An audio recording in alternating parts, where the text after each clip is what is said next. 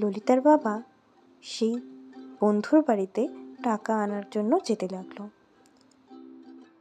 আমি তো যাচ্ছি, কিন্তু অমল কি আমাকে টাকাটা এখন দেবে? এতদিন পর টাকা দেওয়ার কথা ওর মনে থাকবে? আমি কি মুখেই বা যাব, কিন্তু যেতে তো আমায় হবেই। ললিতার বাবা তার বন্ধু অমলের বাড়িতে এলো। অমল, এই তো ভাই অমল, তোমার সাথে আমার একটু কথা ছিল। আরে দাদাজি, কতদিন পর এলে? কি কেমন আছো? আমি তো ভাবতেই পারছি না তুমি এসছো। হ্যাঁ অমল, এটা দরকার এসেছিলাম। তা ভালো আছো তো? হ্যাঁ দাদা, ভালো আছি।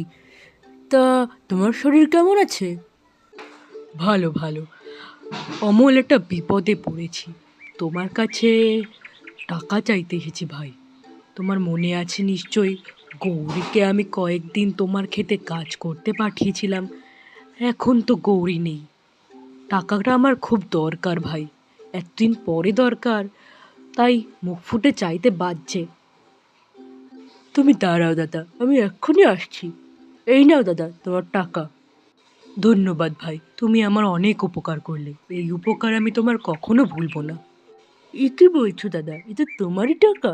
তোমার জন্যই তো আজকে আমার যা দেখছো তা। তুমি না থাকলে তখন আমার যে কি হতো আমি ভাবতে পারি না। তা তোমার অনেক বড় মন অমল, তোমাকে অনেক ধন্যবাদ। গৌরী চলে যাওয়ার পর আমার অনেক দুর্দশা গেছে। জমিদার মশাই রোজ এসে একবার করে তাগিদা দিয়ে যাচ্ছে টাকার। এ টাকা আমাকে তাকেই দিতে হবে। আচ্ছা দাদা, বুঝলাম। হ্যাঁ দাদা, তুমি যাও, তুমি টাকাটা দিয়ে দাও। উনি যা লোক, উনি আবার কি করে বসেন। ওদিকে ললিতা তার বাবা রমেশের জন্য অপেক্ষা করতে থাকে। উফ, তখন থেকে দাঁড়িয়ে আছি, বাবাকে তো দেখতেই পাচ্ছি না। বাবা কি আদৌ টাকাটা পেলো? বুঝতেও পারছি না। ঠাকুর যাতে টাকাটা পেয়ে যায়, দেখি আসছে নাকি। এখনো তো আসছে না। সে কখন থেকে এখানে দাঁড়িয়ে আছি, কখন যে আসবে, ভালো লাগছে না আর। রমেশ এদিকে টাকা নিয়ে খুব খুশি মনে ললিতার কাছে আসার জন্য বেরিয়ে পড়ে। পথে সে ভাবতে থাকে, টাকা নিয়ে যখন সে ফিরবে ললিতার মুখের অবস্থা কেমন হবে, সে কতটা খুশি হবে, সে কি আনন্দে লাফিয়ে উঠবে।